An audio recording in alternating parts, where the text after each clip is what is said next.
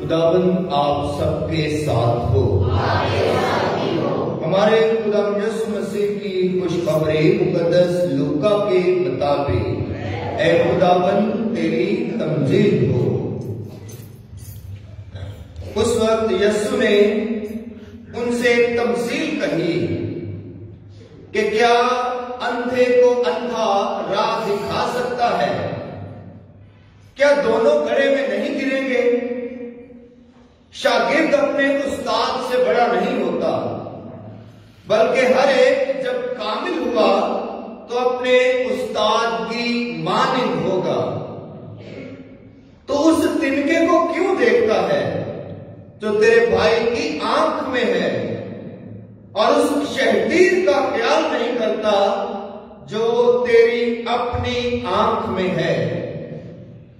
یا کیوں تو کر اپنے بھائی سے کہہ سکتا ہے کہ بھائی ٹھہر، تنکا جو تیری آنکھ میں ہے نکال دوں، جب تو اس شہدیر کو نہیں دیکھتا جو تیری اپنی آنکھ میں ہے؟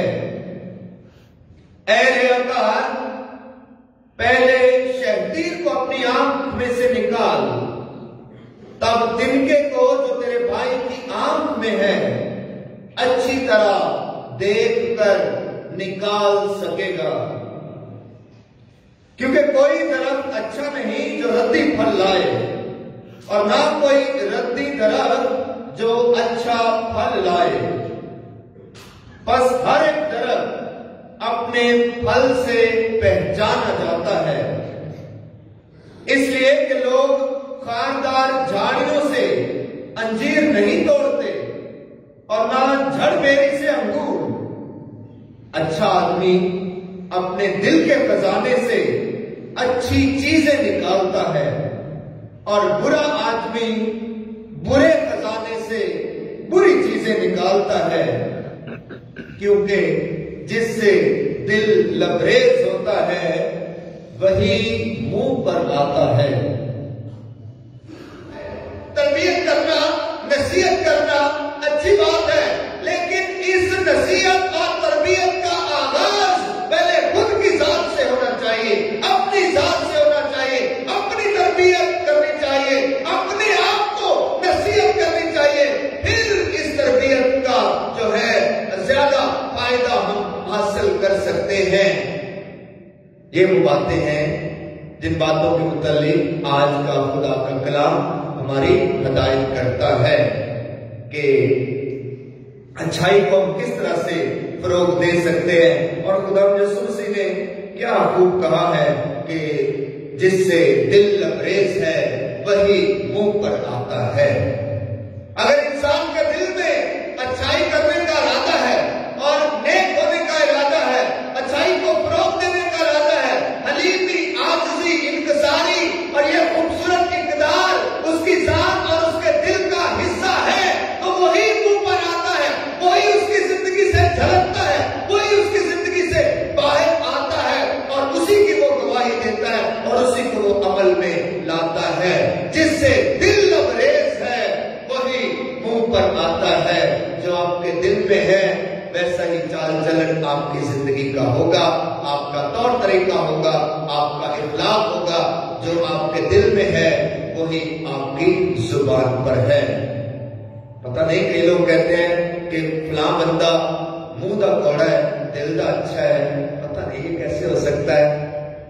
یہ میں اس بات کو آج تک نہ تو سمجھا ہوں، نہ ہی میں اس بات پر یقین رکھتا ہوں۔ اگر وہ دل کا اچھا ہے تو منہ کا بھی اچھا ہوگا، اخلاق کا بھی اچھا ہوگا، گفتگو کا بھی اچھا ہوگا۔ اس کی گفتگو میں عاجزی، حلیمی، فروتنی جھلکے گی۔ اگر دل اچھا ہے تو زبان اچھی ہوگی، گفتگو اچھی ہوگی، انداز اچھا ہوگا، اس کا چال چلن اچھا ہوگا۔ اگر دل اچھا ہے، دل اچھا ہے۔ اس لیے جو ہے یہ میں اس بات کو نہ تو سراہتا ہوں اور نہ ہی میں اس کا پرچار کرتا ہوں، کیونکہ جو انسان کے دل میں ہے وہی اس کی زبان پر آتا ہے اور وہی اس کے منہ پر آتا ہے۔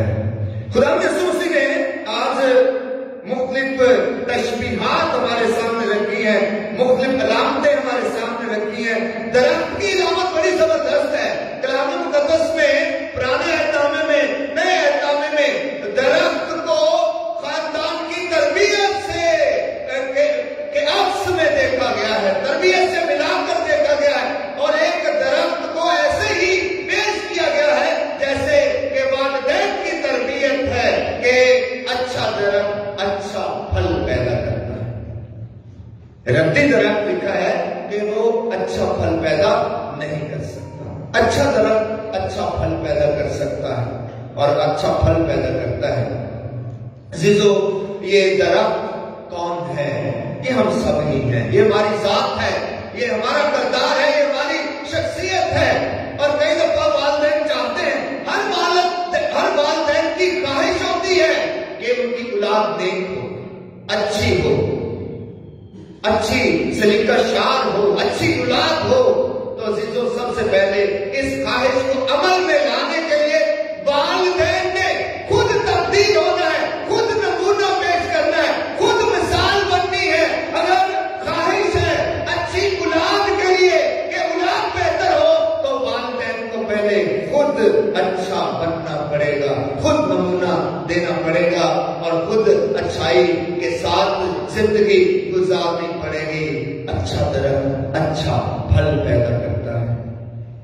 अजीजो, अच्छाई जो है इसकी तवक्को दूसरों से नहीं की जा सकती।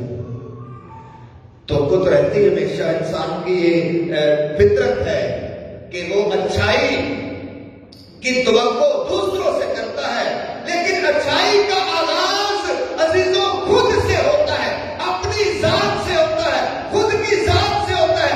आपकी जात अच्छी है तो फिर आपके लिए हर इंसान अच्छा है, हर इंसान में आप भलाई देख सकते हैं, हर इंसान में और माशरे में आप अच्छाई देख सकते हैं।